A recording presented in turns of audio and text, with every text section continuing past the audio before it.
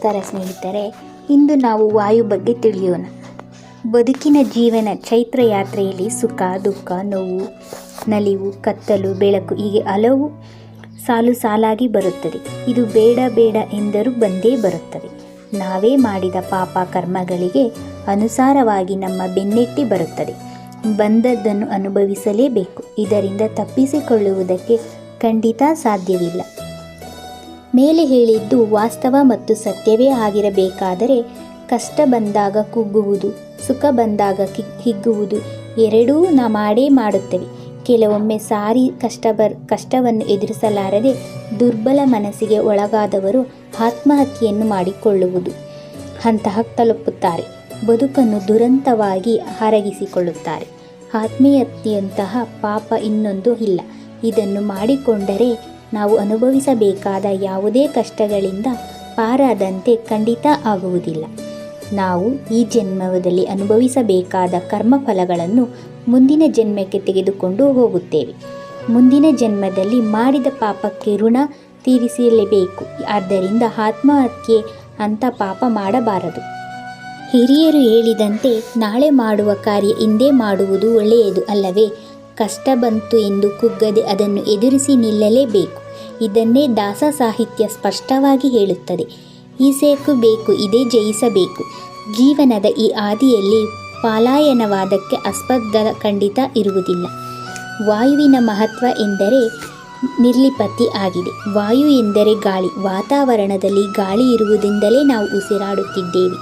ನಮ್ಮ ಬದುಕಿನ ಸಾಗಾಟ ನಡೆಯುವುದೇ ಗಾಳಿಯ ಉಸಿರಾಟ ಸೇವನೆಯಿಂದ ಆಗಿದೆ. ನಮ್ಮ ಉಸಿರಾಗಿರುವ ವಾಯುದೇವನನ್ನು ವಾಯು ಜೀವೋತ್ತಮ ಎಂದು ಕರೆದು ಆರಾಧಿಸುತ್ತೇವೆ. ಇದನ್ನೇ ಪ್ರಾಣವಾಯು ಎಂದು ಆಧ್ಯಾತ್ಮಿಕ ಭಾಷೆಯಲ್ಲಿ ಕರೆಯುತ್ತಾರೆ. ಇಂತಹ ಗಾಳಿ ಭೂಮಿಯ ಎಲ್ಲೆಡೆಯೂ ಓಡಾಟ ಮಾಡುತ್ತದೆ. ಗಾಳಿಯು ಇರದ ಜಾಗವೇ ಇರುವುದಿಲ್ಲ. ವಾತಾವರಣದಲ್ಲಿ ಬೀಸುತ್ತಿರುವ ಗಾಳಿಯನ್ನು ಯಾರೂ ತಡೆಯಲೂ ಆಗುವುದಿಲ್ಲ.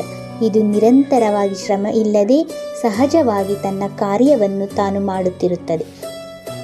ವಾಯು ಭೂಮಿಯನ್ನು ತನ್ನ ಕಾರ್ಯ ಮಾಡುತ್ತಿರುವಾಗ, ಅಂದರೆ ಸುತ್ತುತ್ತಿರುವಾಗ ಏನೇ ವಿಪತ್ತು ವಿಪ್ಲವ ಸಂಭವಿಸಿದರೂ ತನ್ನ ಕಾರ್ಯವನ್ನು ಎಂದೂ ನಿಲ್ಲಿಸದೆ ಬೀಸುತ್ತಿರುತ್ತದೆ. ಹೀಗೆ ಗಾಳಿಯು ಬೀಸುತ್ತಿರಲೇಬೇಕಾದರೆ ಒಳ್ಳೆಯ ಮತ್ತು ಕೆಟ್ಟ ವಸ್ತುಗಳ ಮೇಲೆ ಬೀಸುತ್ತದೆ. ಹೂವಿನ ತೋಟದಲ್ಲಿ ಬೀಸಿದಾಗ ಸುಗಂಧ ಮತ್ತು ಸುವಾಸನೆ ಬರುತ್ತದೆ. ಅದನ್ನು ನಾವು ಸಂತೋಷದಿಂದ ಆಸ್ವಾದಿಸುತ್ತೇವೆ. ಇದೇ ರೀತಿ ಕೊಳಚೆ ಪ್ರದೇಶದಲ್ಲಿ ಬೀಸಿದಾಗ ದುರ್ನಾತ ಬರುತ್ತದೆ. ನಾವು ಬೇಸರದಿಂದ ಮುಖ ಸಿಂಡರಿಸಿಕೊಂಡು ಮೂಗು ಮುಚ್ಚಿಕೊಳ್ಳುತ್ತೇವೆ. ಇಲ್ಲಿ ನಾವು ಗಮನಿಸಬೇಕಾದ ಸಂಗತಿ ಎಂದರೆ ವಾಯುವಿಗೆ ಯಾವುದೇ ರೀತಿಯಾದ ವಸ್ತುವಿನ ನಂಟು ಇರುವುದಿಲ್ಲ. ಇದು ಯಾವಾಗಲೂ ಪರಿಶುದ್ಧವಾಗಿಯೇ ಇರುತ್ತದೆ. ಗಾಳಿ ಮತ್ತು ವಸ್ತುವಿನ ಮೇಲೆ ಬೀಸಿದಾಗ ವಸ್ತುವಿನ ಗುಣ ಪ್ರಕಟಗೊಳ್ಳುತ್ತದೆ ಅಷ್ಟೇ. ಆದರೆ ಅನುಭವ ನಮಗೆ ಸಿಗಾಗುತ್ತದೆ.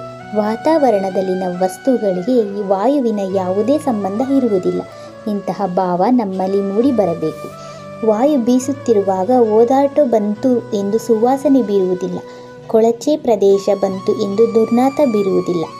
ಏಕೆಂದರೆ ವಾಯು ವಸ್ತುವಿನ ಗುಣಕ್ಕೆ ಅಂಟಿಕೊಳ್ಳುವುದಿಲ್ಲ. ವಾಸನೆ ಎನ್ನುವುದು ವಸ್ತುವಿನ ಗುಣವೇ ಹೊರತು ಗಾಳಿಯದು ಅಲ್ಲವೇ ಅಲ್ಲ. ವಸ್ತುವಿನ ಮೇಲೆ ಬೀಸಿದರೂ ಅದರ ಗುಣದ ಪ್ರಭಾವ ಗಾಳಿಗೆ ತಟ್ಟಾಟುವುದಿಲ್ಲ. ಹಾಗಾಗಿ ಸುಗಂಧ ಮತ್ತು ದುರ್ಗಂಧದ ವಾಸನೆ ಗಾಳಿಯಿಂದ ಬರುವುದಿಲ್ಲ.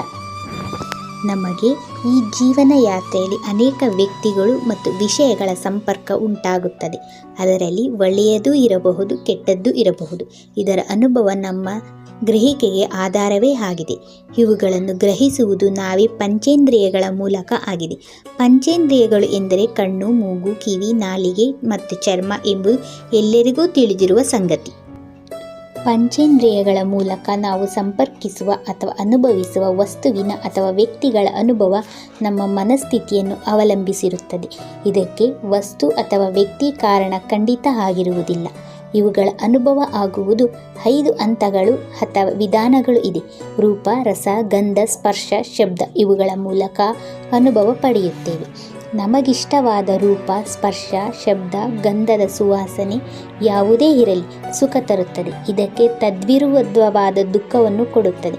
ಅಂದರೆ ವಸ್ತು ಅಥವಾ ವ್ಯಕ್ತಿಯ ಮೇಲೆ ಸುಖ ದುಃಖ ನಿಂತಿರುವುದಿಲ್ಲ. ನಮ್ಮ ಮನಸ್ಥಿತಿಯ ಮೇಲೆ ನಮ್ಮ ಮೋಹ ಮತ್ತು ಪ್ರೀತಿಯ ಮೇಲೆ ಇದು ನಿರಂತರವಿರುತ್ತದೆ.